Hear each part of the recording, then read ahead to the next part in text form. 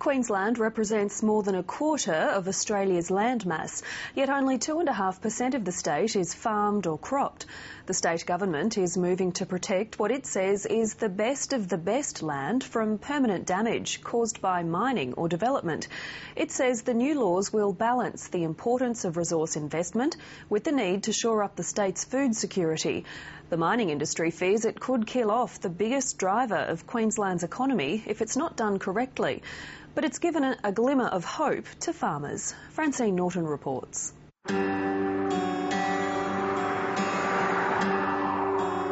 Word has spread quickly in Felton, and farmers are hopeful that it's good news. I guess it's reassuring to know that that maybe there is now some government policy that's going to listen to what we've been saying for 2.5 years. This land on the southern Darling Downs is renowned for its rich black soil, and it's hard to come by. They cannot restore this soil. You can't put the water holding ability back in soil. That's just impossible. Also, if this land is left as it is, though, it'll be farming forever and ever. If the mines take it over, in 20 years it'll be just a wasteland. Yeah. John Bryce's family has been farming here since before the First World War. But for the past 2.5 years, they've lived under the threat of an open-cut coal mine, petrochemical plant and a power station. Well, you just don't know where you stand. You don't know what's ahead at all at the moment. They're now hoping their property will be protected under new laws to stop mining or development from causing irreversible damage to valuable cropping land. The proposal covers 4% of the state. It includes Amber Energy's proposed mine at Felton and the government-owned Tarong Energy haystack project near Chinchilla. What those maps represent is a trigger.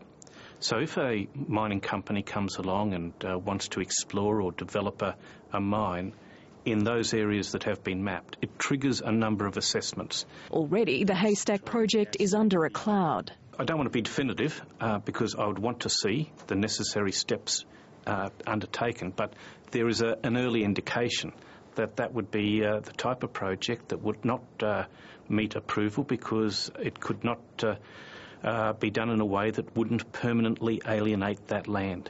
Amber Energy admits the cropping land policy has brought uncertainty to its plan to develop Australia's first commercial-scale coal-to-liquids project at Felton, but for the time being, it's business as usual. Amber Energy is trying to gain significant project status for its Felton project. Does this mean it could be given exception to go ahead? No. It would need to make it through this framework. That's part of the assessment process.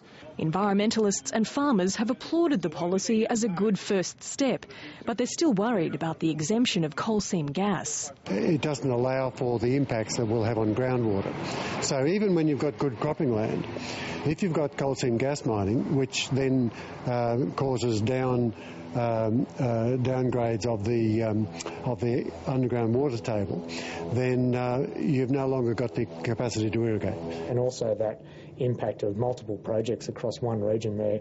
You could have one farmer who's got multiple companies operating different projects on their property, as well as just a whole region that has projects all over the place, and there's a cumulative impact to all those projects. The 4% set aside is 40 times the area that's currently being mined or ever been mined in Queensland. It's left some company boards rethinking their plans. No government likes to see cranky farmers. They hold a lot of sway with community sentiment. But I think government could have got on the front foot much earlier, dealing with the hotspots, rather than come up with this huge bureaucratic process that's just going to slow down resource projects unnecessarily. Queensland's resource sector represents 1 in 8 jobs and 20% of the economy. It's warning the government not to kill off the golden goose. Well, I think if it's not done correctly, and that is if it's rushed, and if projects that are midstream of developing a major mining project, for example, if they're not well handled, it'll be another hit to Queensland's reputation as an attractive place to invest.